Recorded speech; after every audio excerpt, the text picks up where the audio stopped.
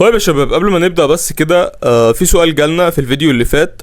الباشمهندسة بتسأل بتقول طلع معاها ايرور في الخطوة بتاعت ان هي بتسحب الايزو تحطها في السي دي اند دي في دي. احنا قلنا لها ممكن توضيح، انت حاطة حاجة تانية مع الايزو، يعني حاطة صورة، حاطة ملف، قالت لنا حاطة ملف بي دي اف. طيب الفكرة فين يا شباب؟ الفكرة مش في الصورة كصورة او في البي دي اف، الفكرة انه بيحصل عملية كريبشن. كريبشن يعني ايه؟ كريبشن يعني فساد او تشوه.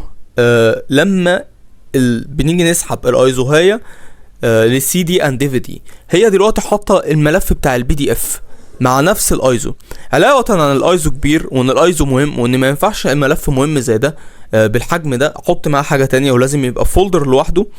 لكن دلوقتي برنامج الفي ام وير وهو بيسحب او احنا بنسحب، هو بيشوف الموضوع ازاي؟ بيشوف ان البي دي اف والايزو ملف واحد او الاتنين ايزو، الاتنين واحد، فيجي يسحبهم هما الاتنين.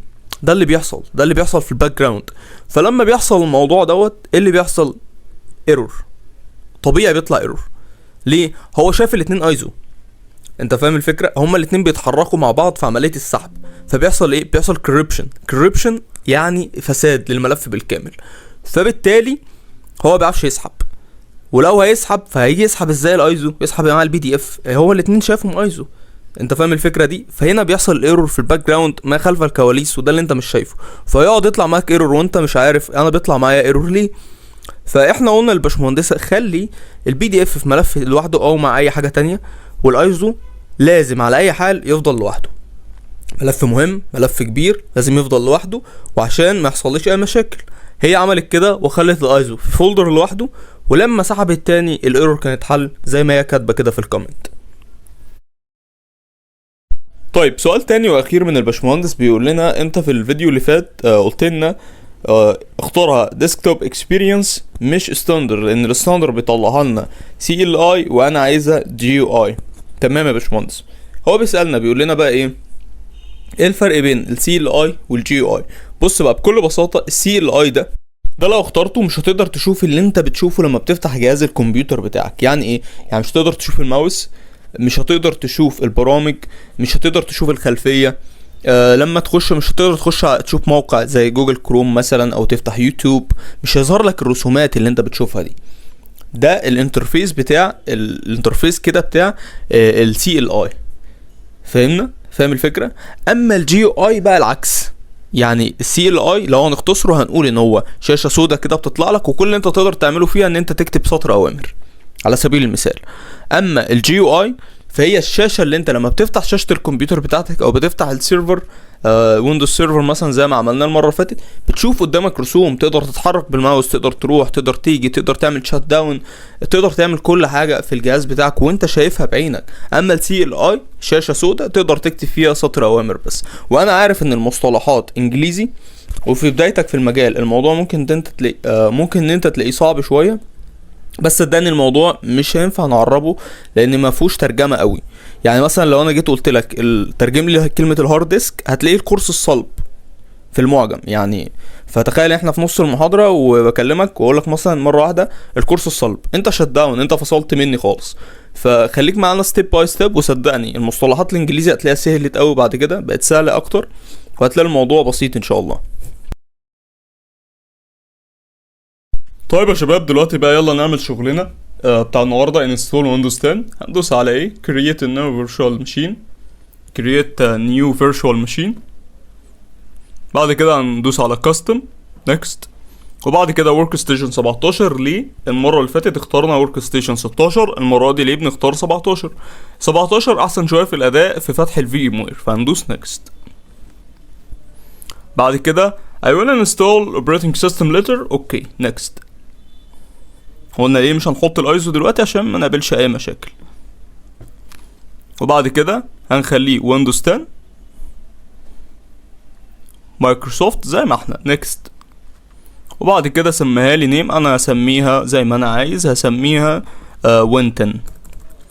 طيب انا دلوقتي ما حطيتهاش في مكان، تعالوا نحطها في اللوكيشن، تعالوا نحطها في مكان، وما عملتلهاش فولدر، تعالوا نعملها مع بعض.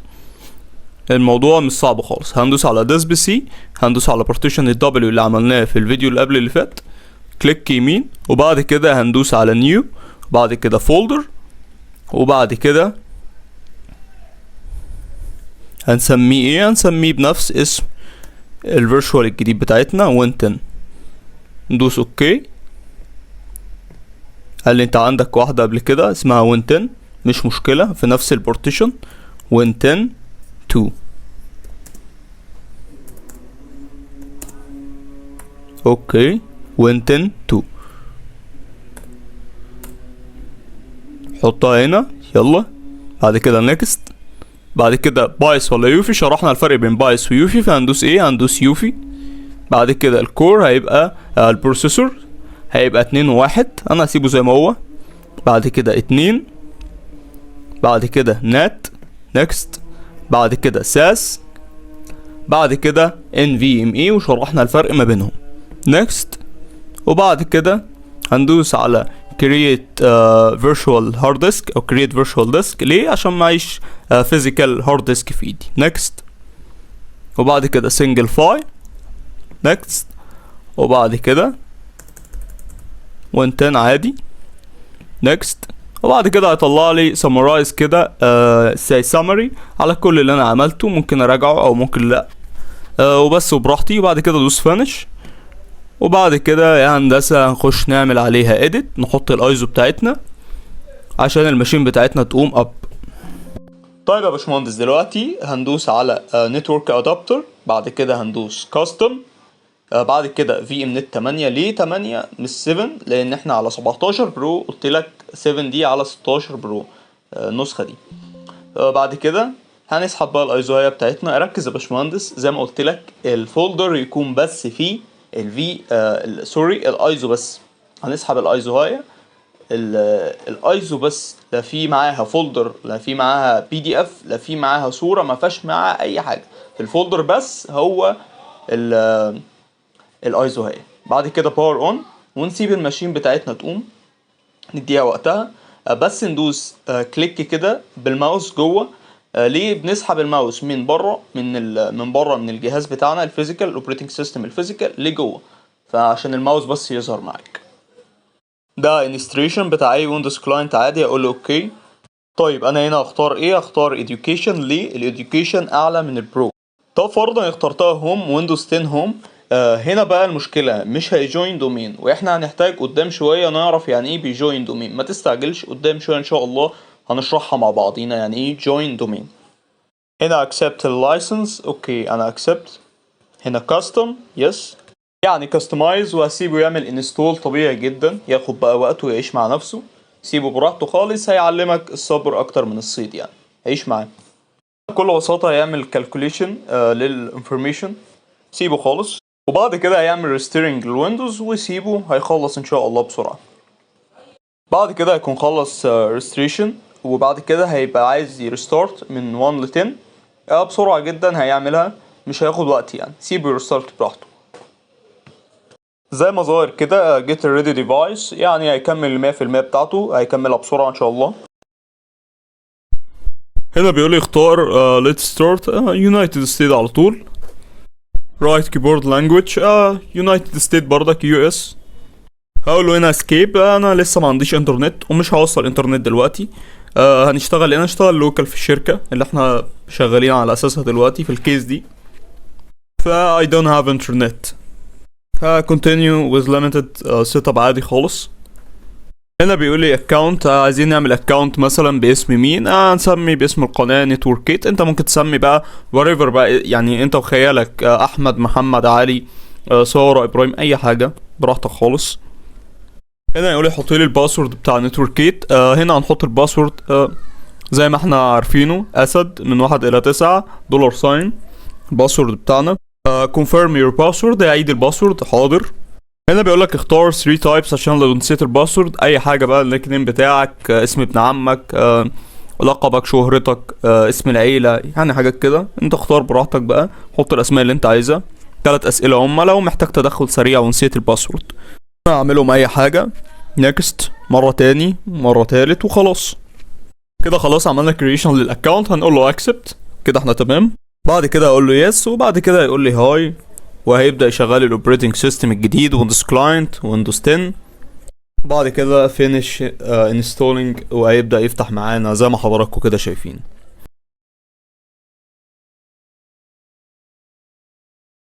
طيب finishing installing فتح معانا الحمد لله. اول حاجة بنعملها يا باشمهندس، اول ستيب معانا ايه هي؟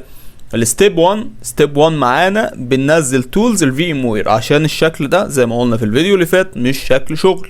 يلا بينا من هنا من في ام وير ننزل التولز بتاعت في ام وير تولز بتدينا سبيس اكتر. يلا بينا نعمل كده. هندوس على نيكست، اوكي نيكست كاستم، وبعد كده انستول. هنسيبه يعمل انستول براحته، وبعد كده يطلب مننا يراستر الماشين، هنسيبه يراستر الماشين، وبعد كده هيفتح معانا بالسبيس الجديد. بعد كده يطلب مننا الباسورد بتاعنا اللي احنا لسه عاملينه، هندخله ASD من 1 إلى 9 دولار ساين، وبعد كده ندوس اوكي. هيقول لنا ويلكم اتفضل. هنخش. بعد ما ندخل يا باشمهندس هنعمل الثلاث حاجات اللي احنا بنعملهم على طول اول ما بنفتح الماشين الجديده. date with time say IP address و computer name. نفتح الكنترول بانل date and time ونظبط الساعة بتاعتنا. الساعة دلوقتي عندنا 1:55 دقيقة تقريبا، وبعد كده هو برضك مصمم كندا زي الفيديو اللي فات فهنخليها كايرو.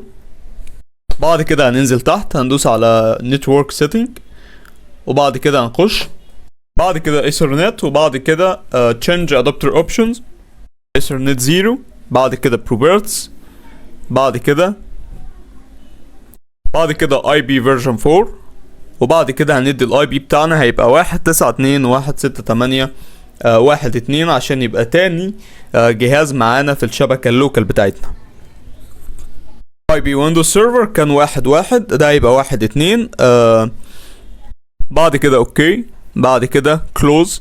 بعد كده هنروح على ديس بي سي، هندوس على بروبرتس، هندوس على تشينج سيتنج، وبعد كده تشينج. بعد كده الكمبيوتر بتاعنا هيبقى اسمه نتوركيت. انت ممكن تسميه اي حاجه براحتك بقى خالص، ده الكمبيوتر نيم بتاعك انت.